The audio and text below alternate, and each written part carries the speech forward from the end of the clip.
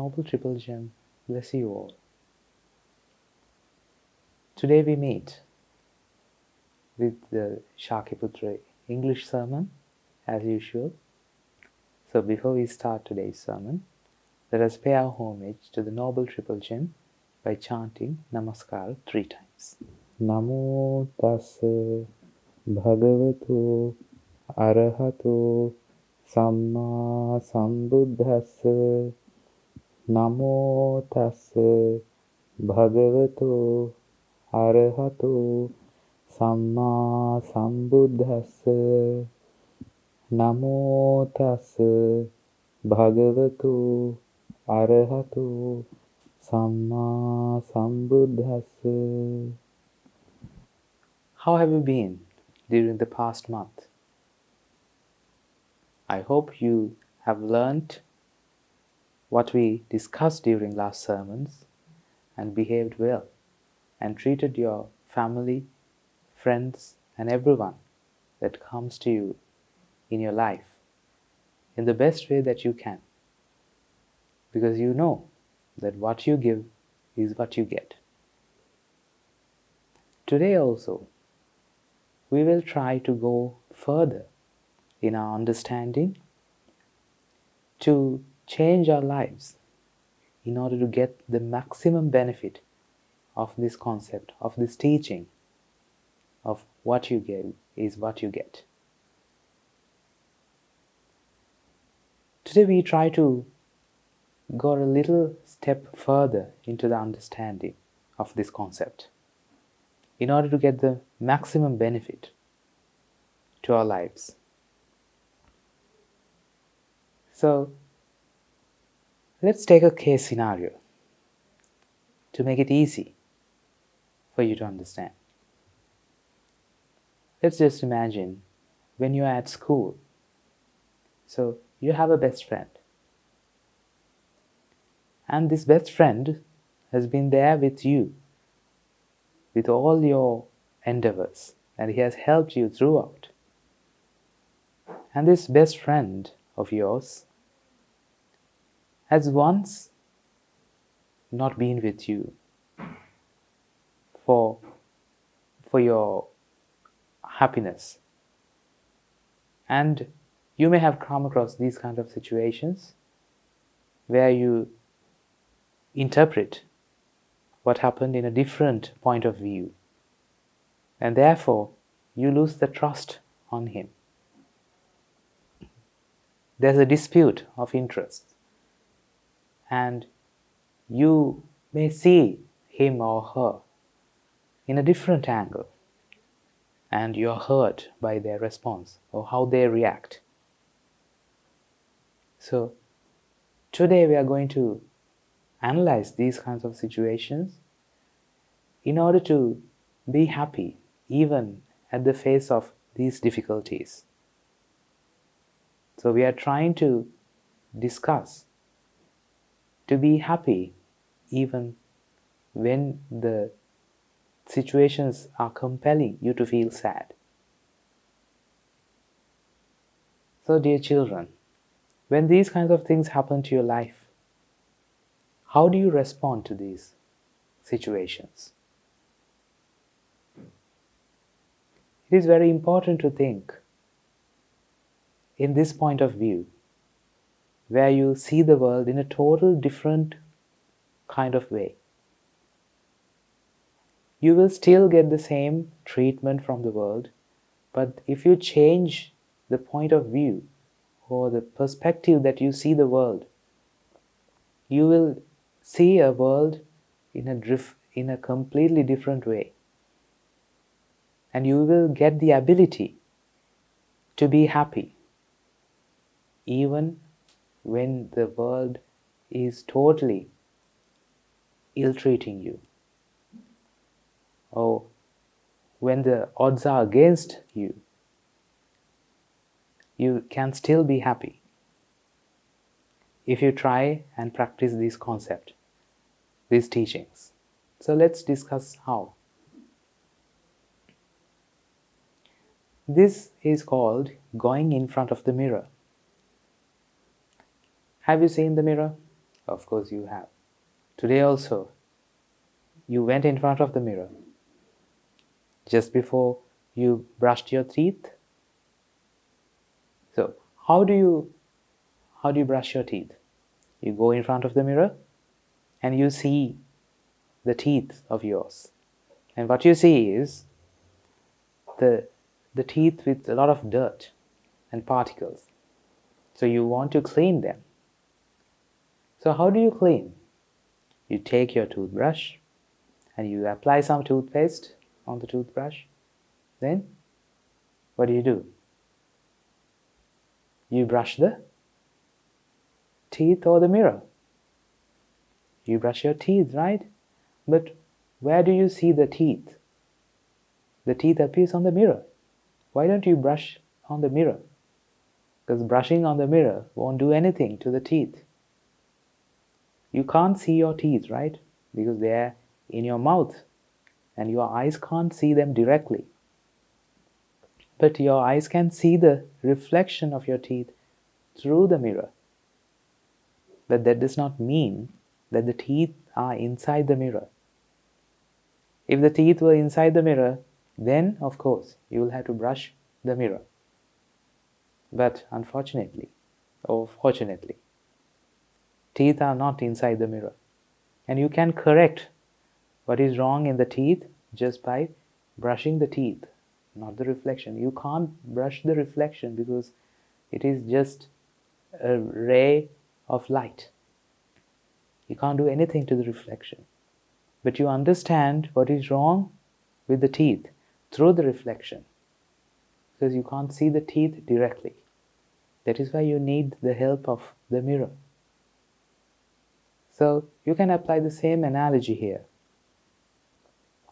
Because what we get through the mirror is the reflection.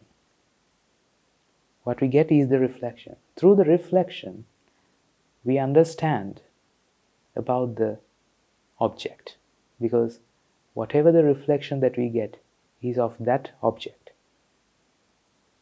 Therefore, dear children, whatever the reflection that you get from the world is what you have given. What you get is what you have given. Because that is the only reason for getting something. You can't get anything that you haven't given in the first place. The only reason for you to get something is to have given it in the first place. Okay, let's see it in a different point of view, okay? So, let me ask you a question. Now think carefully and answer this. If you get something, what evidence do you have to prove that you have given it in the first place? Let me rephrase it. Just imagine, as in the example that we discussed in the beginning of this sermon, just imagine that your friend, let's say that it's your best friend, he doesn't talk to you anymore. Now, he is not your best friend anymore. He talks a little, but not like before. He or she might have lost some trust that he or she had for you, and therefore they are not the same as before. You are being ill-treated by your friend. Therefore you feel so sad. Sometimes people are so depressed because of these kind of situations. Some children, they are traumatized because they have lost their friends. You may have also undergone these kind of situations. Or they may even blame you for very subtle things or very invalid things, or even for mistakes that you never did. They may have misinterpreted something that you said or that you did. They have understood that they have done it on purpose, willingly. They have ill-treated you. So something very silly, or very minute thing. So when these things happen to you, this theory can be applied then and there. And this will make you empowered to withstand it without undergoing so much pain, so much suffering. So this is the contemplation of going in front of the mirror. So for you to understand this, for you to apply this concept, we need to understand that what we get is the thing that we have given. Because reflection is what?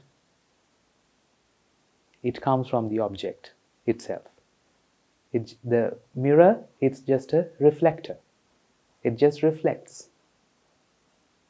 And it creates an image of the object.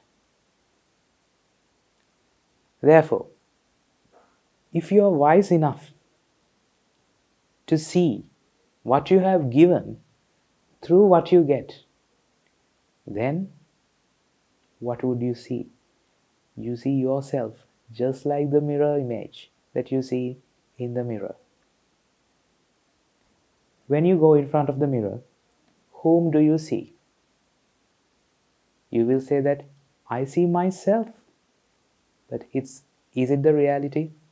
If you see yourself in front of the mirror, how can you be the other side, in front of the mirror? If you see yourself in the mirror, that means the other side of the mirror, how can you be in front of the mirror? You can be only at one place, isn't it?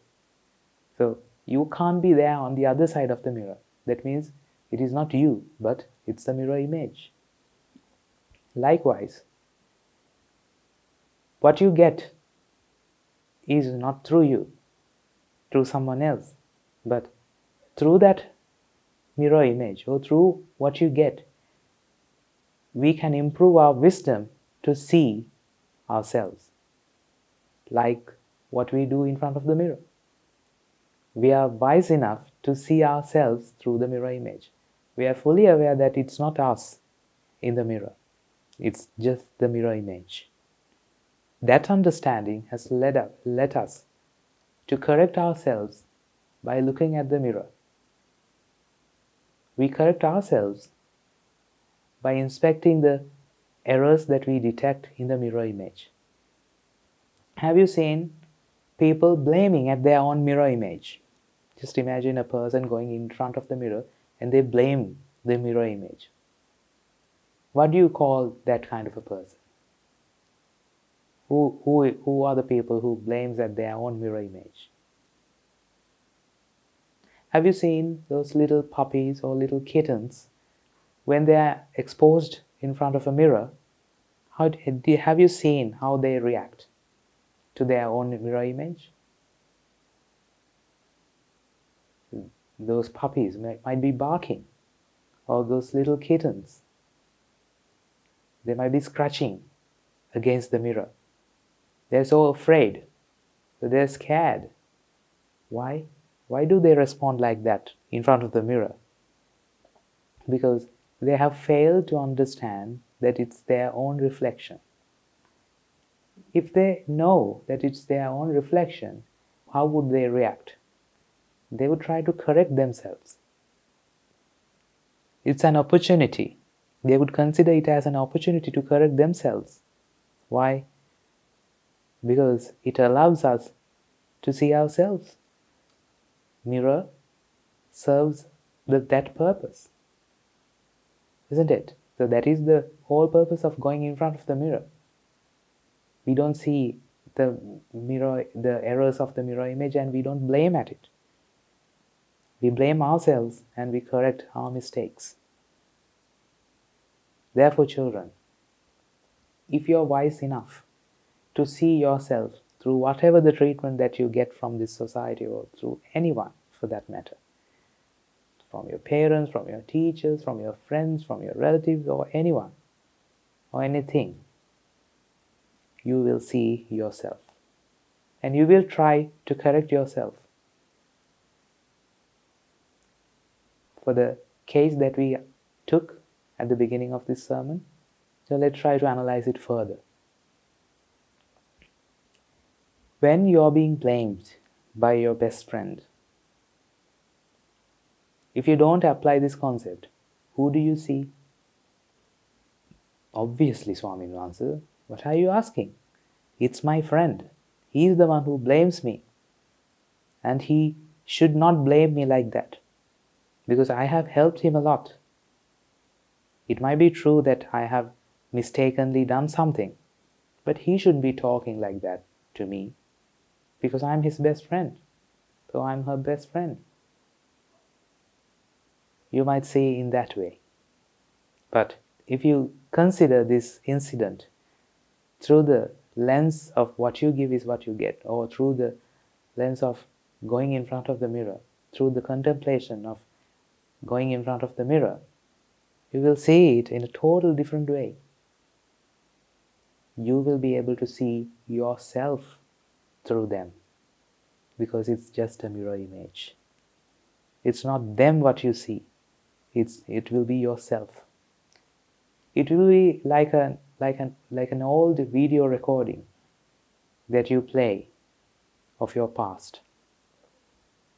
Just imagine, when you were small, you might have gone to some places, let's say a picnic, and someone has recorded a video of what you did on that day. Let's say you were singing, and they have recorded how you sang. And when you replay that video, and you would tell yourself, have I been singing in this way? Oh, how ridiculous that was.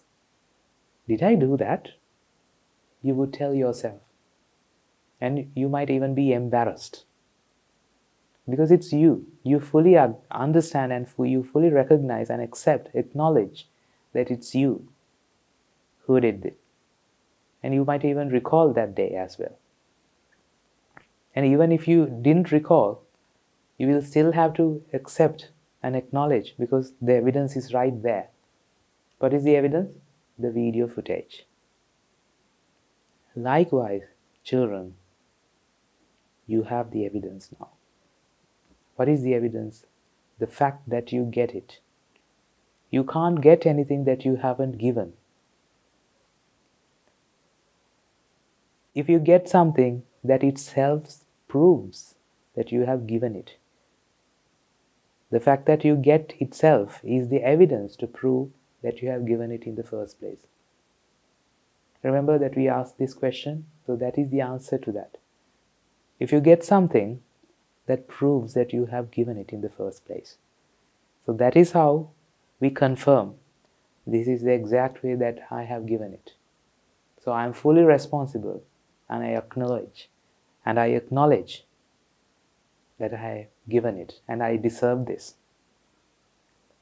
There's nothing to be questioned, or there's no doubt, because it's been proven with the evidence. Because you have got it. I have got it. Therefore I deserve this. So that is how you go in front of the mirror, and you see yourself through the actions of the others. Because giving is the only reason to get something.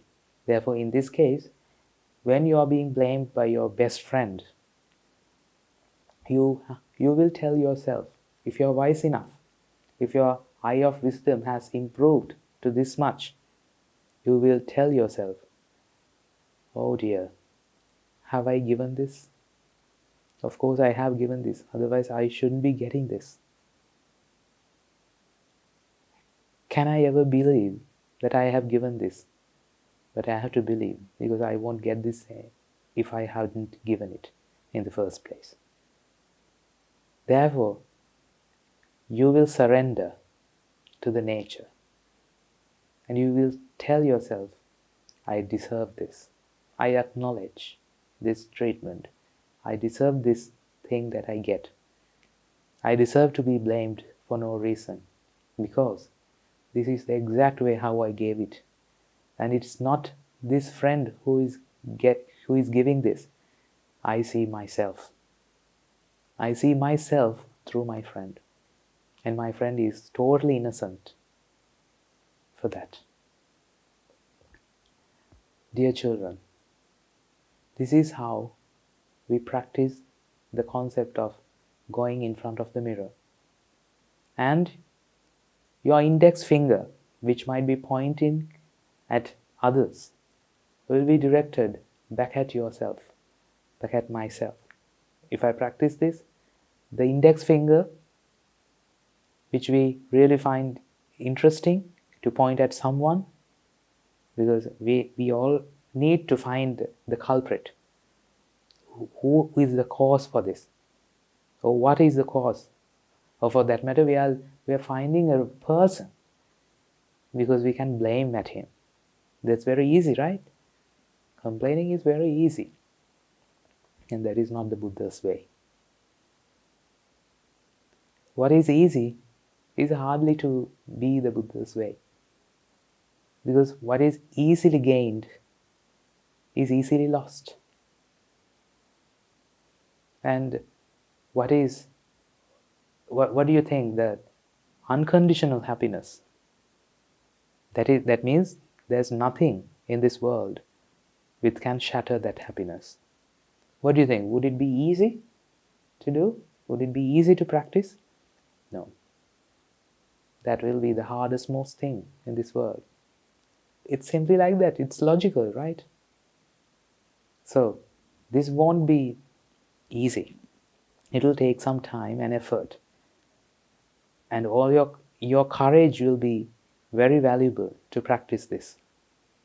Because it's not easy to turn the index finger back at oneself, back at yourself. It will take some practice. So that is what we do. As monks, we try to see the world through the lens of what you give is what you get. What I give is what I get. That means if I see someone else when I get something, that means I have failed. I have failed the mission. But if I can see myself through the actions of the others, that means I acknowledge the fact that I deserve this. And the index finger will be pointed back at myself. And I won't be searching for someone to blame at. Because I know that person to be blamed at is myself. Therefore, I am fully responsible for my own actions. So having given it in the first place, to get it. Therefore, this empowers me to be responsible of my own actions. And that is how I correct myself. You didn't brush your teeth in the mirror. You didn't apply your toothpaste in the mirror, right? That is completely futile thing. That is worthless thing. Because no teeth is going to be cleansed just by applying toothpaste on the mirror. Therefore, we have to clean the teeth where they are. You have to correct the error where the actual error is. Where is the mistake? It is with myself, not at anyone else. I have to correct my mistakes, and I am responsible for that. Therefore, this teaching empowers ourselves to correct the error where it actually is. Therefore, if the error is with myself, this reflection empowers me to correct it where it actually is. When I correct the error, the mistake would not manifest, and the result is so instantaneous. Because when you find someone else to blame at, your mind will be filled with those vicious and vile ideas. And your mind will be filled with unpleasantness. What is the reason? Because you see someone else. Because you can find someone to blame at. Therefore, with an unpleasant mind, you can't do anything meritorious. Whatever you do or you say will gain you a demerit. Therefore, dear children, it is very important that we should try our best to get out of this situation with an unpleasant mind. Because an unpleasant mind can only do one thing. It can only earn you demerit, nothing else. So this contemplation gives you another bonus, advantage. What is it? It allows you to rid the mind of this unpleasantness. It allows the mind to be pleasant once again, even with the hardships, even when you are being blamed by your best friend. Then you can earn, because there is the appropriate background for you to earn merits. So this is how we do it. We go in front of the mirror. In fact, we are always in front of the mirror. Just we forget that we are in front of a mirror because we see someone else without realizing that it's our own mirror image that we see. Therefore, dear children, I urge all of you, try to improve your wisdom, try to open up your eyes of wisdom and see the world under this light. And you will start seeing a totally different world. It's the same world, but under a different light, through a different lens. And you will start reacting to the same world in a totally different way. So, going in front of the mirror is a very powerful contemplation, and there are more steps to it, and we'll be discussing about them in the future sessions. I'm sure you will, if you understand this and start applying these concepts and these teachings, your life will change tremendously, and you will experience it only if you practice it. So today, dear children, we started talking about how to apply the teaching of going in front of the mirror, even at difficult situations where the mind gets unpleasant, where the natural inclination of the mind is to be unpleasant. So I hope that you get some benefit of this sermon and start practicing it in your day-to-day life experiences. So let us conclude our today's sermon. So may through the power of the blessings and the merits that we have gathered today by listening to the sermon, if our ancestors have been born in woeful planes, may they be redeemed of those woeful planes, and may they be born in the blissful planes. And may through the power of the blessings and the merits that we have gathered today, may all of them fulfill the merits and abstain from the unmeritorious deeds, and fulfill the Noble Eightfold Path and attain the supreme bliss of Nibbana. Sadhu, sadhu, sadhu.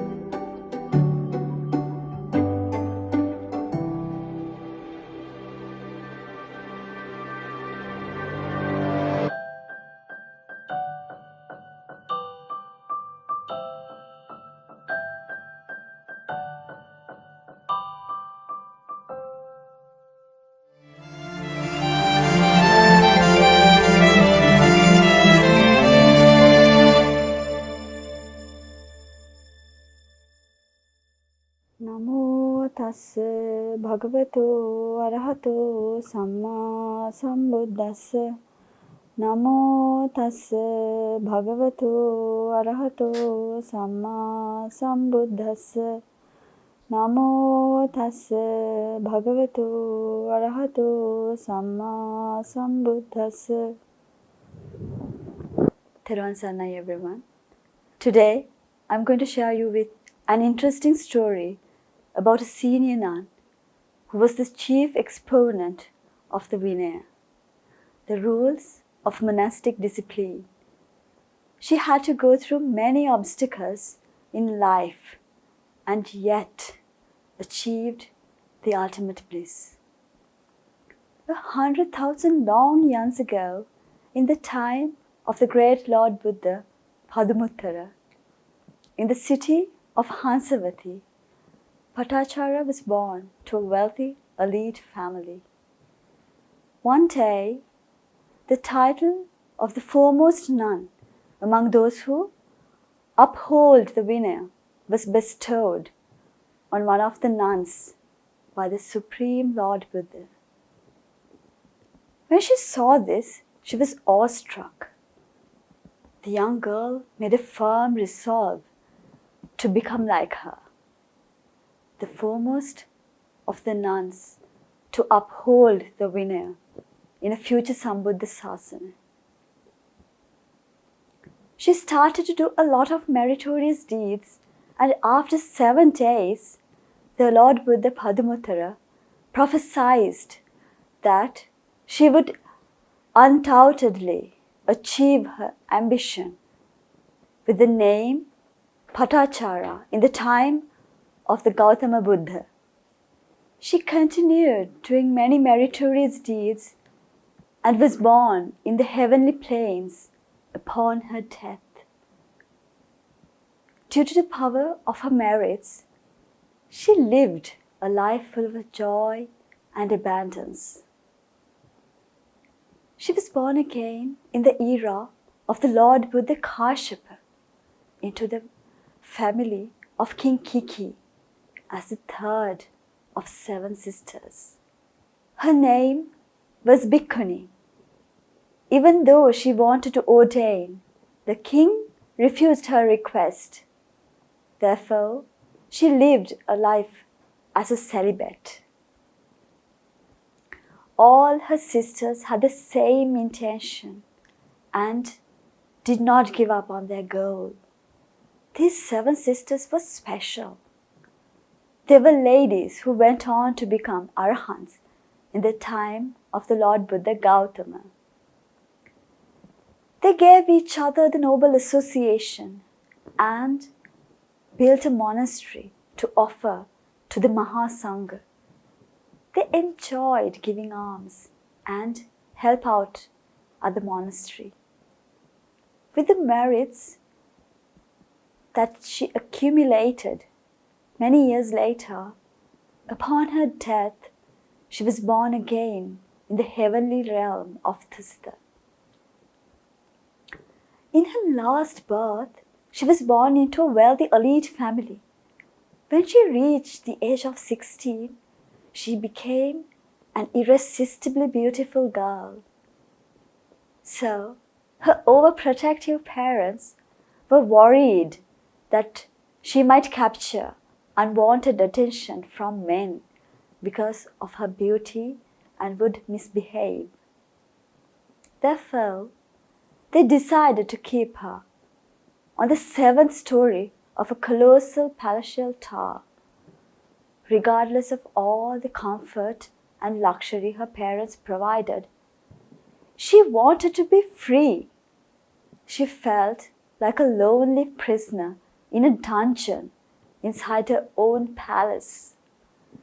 She had a burning desire to experience the wonders of the world to her heart's content. One day, she saw a young boy who worked as a servant for her father. It was a sight for her sore eyes. She immediately fell in love with him and was ready to do anything just for a glimpse of his handsome face. Even though she was trapped in the tower, they met each other secretly. Sometime later, her parents arranged a marriage for their daughter. When she heard the news, she was devastated and spoke to her lover with a heavy heart. "Oh, my love, my parents have arranged a marriage for me. The days are getting close to the wedding. If I get married to this man, I will never see you again. Please take me away from this trap if you truly love me." He was very loyal to her and was grief-struck after hearing this. He felt the fear of losing this beautiful young lady and made a plan to elope. Patachara was good at deceiving others. So, he wore a ragged clothes to cover herself, collected as much gold and jewelry as she could, and left the palace while everyone was asleep. The two lovers met at the city entrance as they had previously arranged. They left the city, crossed the river Achirivati, and entered a small village far away from the city Savati. They were alone, just the two of them. They built a small cottage out of branches of trees, leaves, and mud. At first, it was as if they were in heavens. But as the life went by, they were struck by all sorts of challenges. They had to farm, cultivate, chop wood, and do all kinds of laborious jobs to make a living. She didn't have the luxuries she was used to enjoying as before, but she had the love and freedom she always wanted. After some time, Patachara bore a child. When she was ready to give birth, she asked her husband, "Dear husband, days are getting closer to giving birth to our child. We don't have parents or relatives with us. So, why don't we go and see our parents? Whatever the mistakes children make, parents forgive them.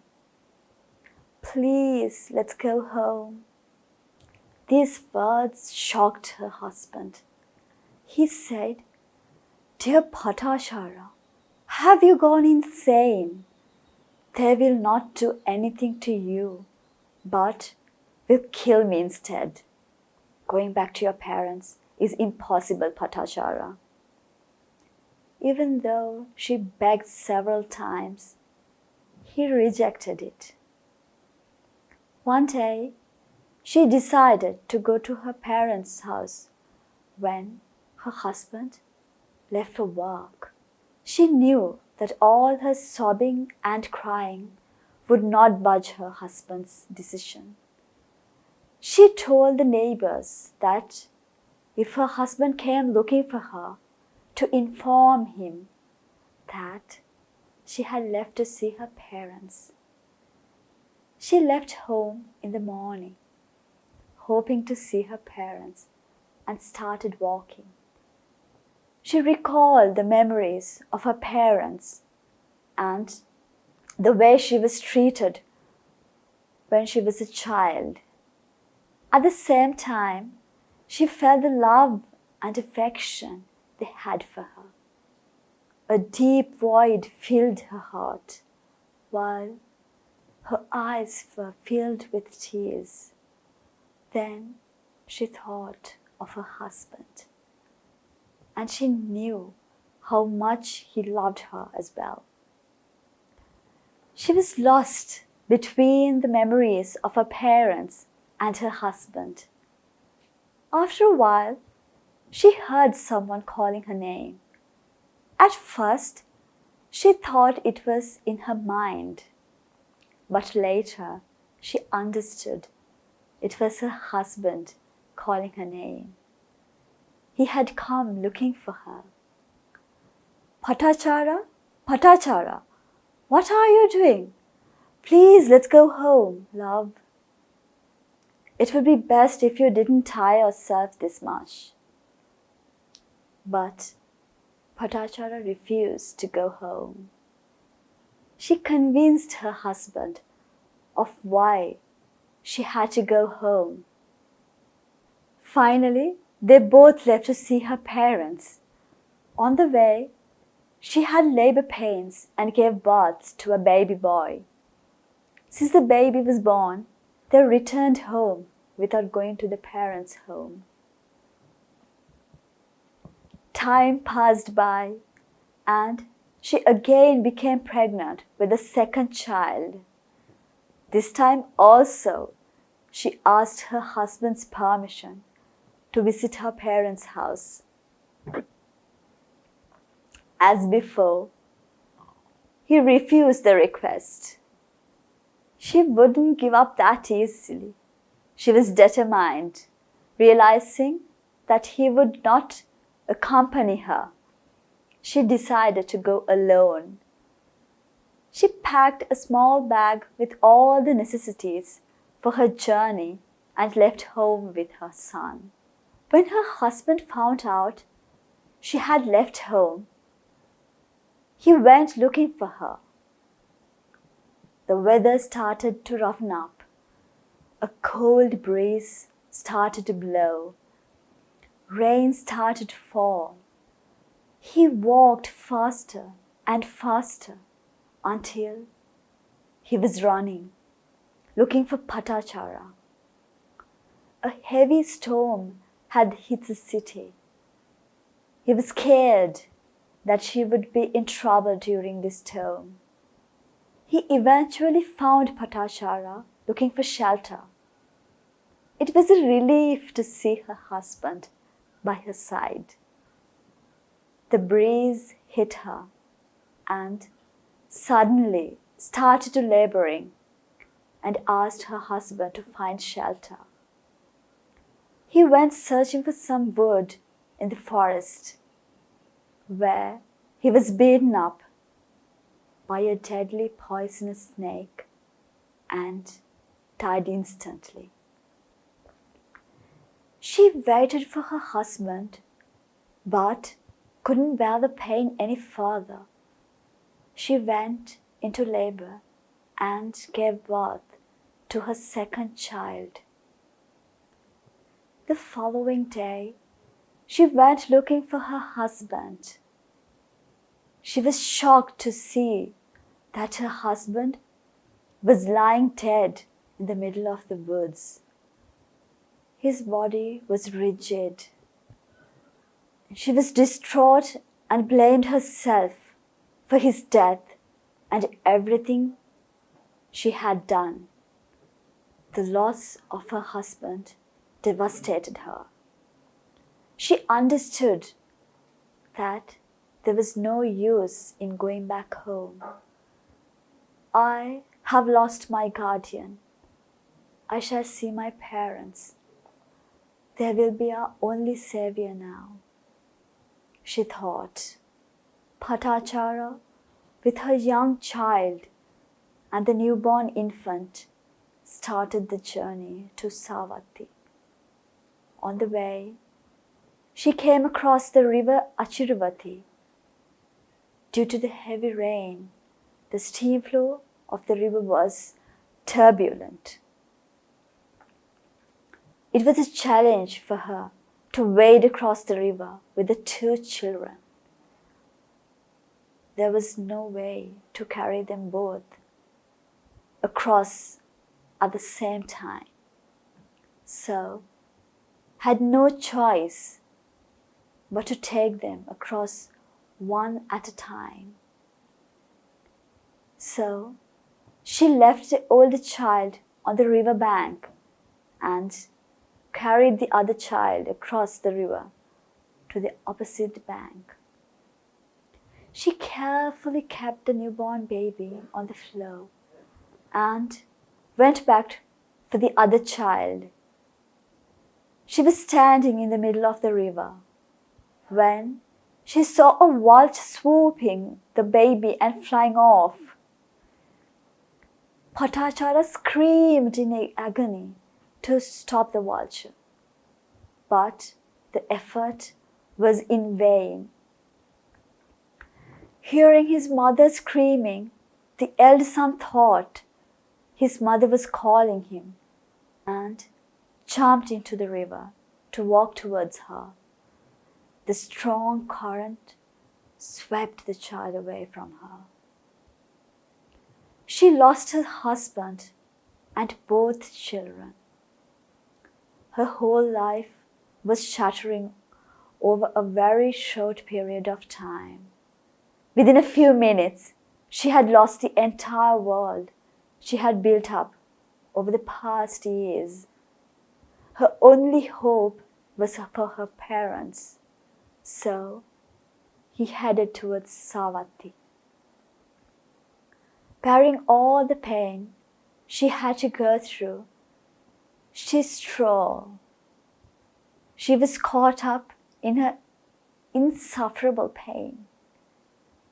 Her energy had drained from her body and soul. Bhattacharya was intensely distressed and cried out loud, trying to put into words the suffering she felt inside. One of my sons was carried away by a vulture. The other was swept away in the river. And my husband lies dead. She sobbed and cried all the way. On the way, she met a villager and asked about her parents, looking for a single ray of hope. "Sir, where do you live?" Then she asked about her parents.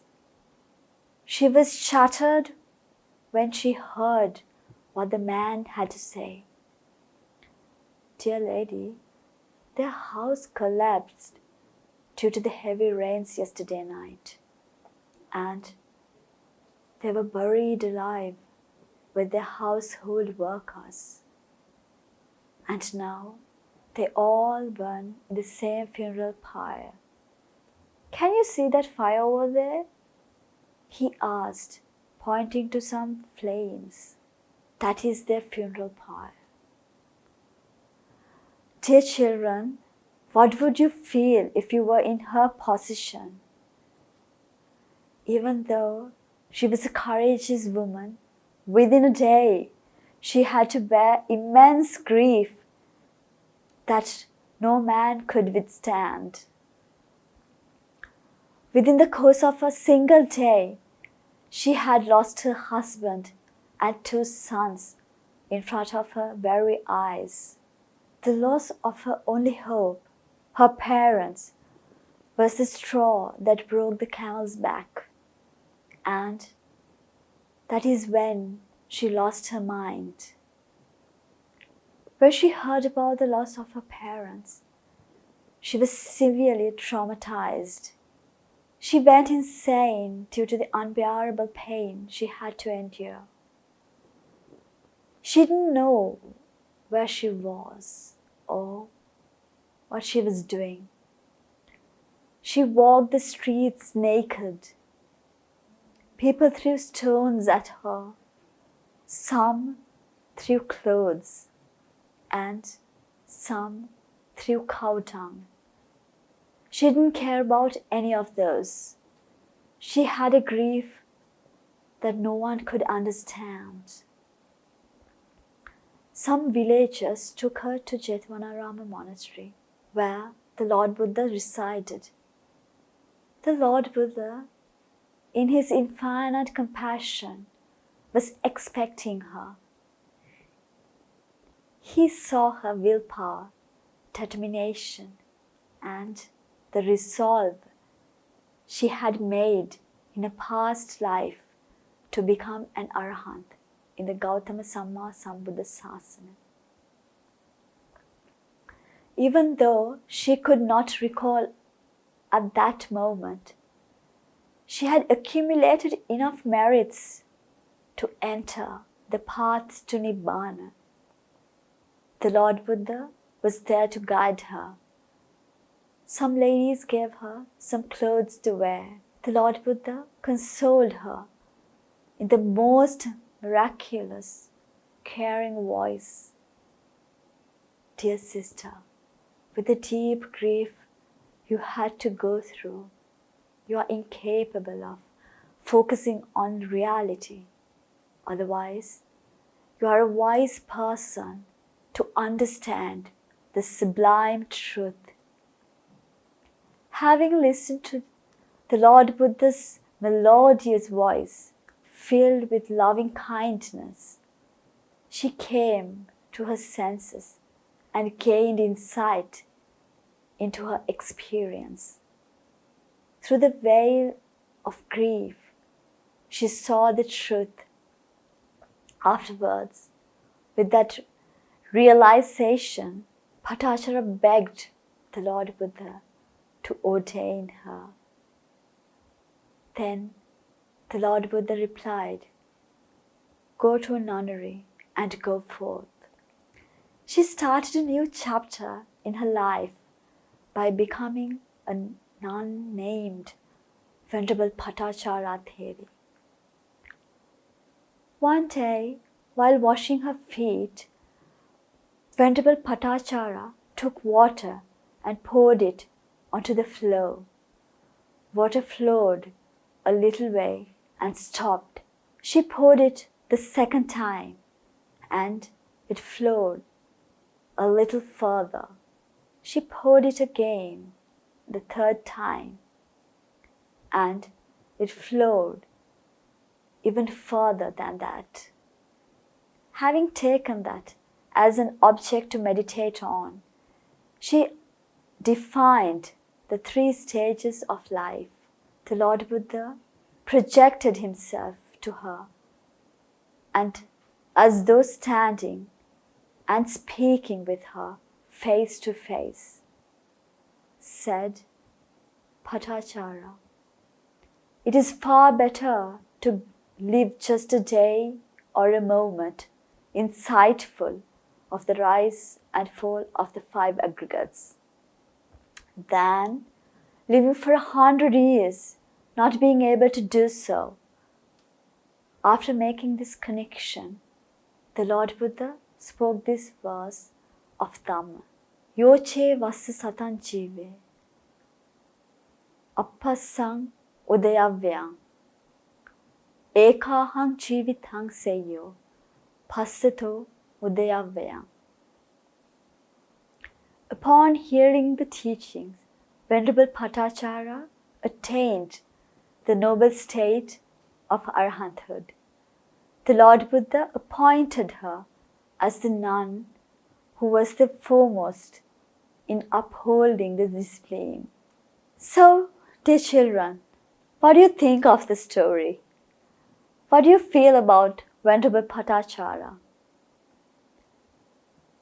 If you don't listen to your parents and make your own decisions, sometimes you may have to face challenges Bhattacharya had to endure. But at the same time, even though you make mistakes in life, you will always get a second chance to correct them in the presence of noble friends. She faced a challenging situation because she initially didn't have noble association, but later, because of noble association, not only did she save her life, but achieved the ultimate happiness. So no matter what you go through or have gone through in life, strive to be in the presence of noble friends to achieve the ultimate happiness. May the Noble Triple Gem be with you all.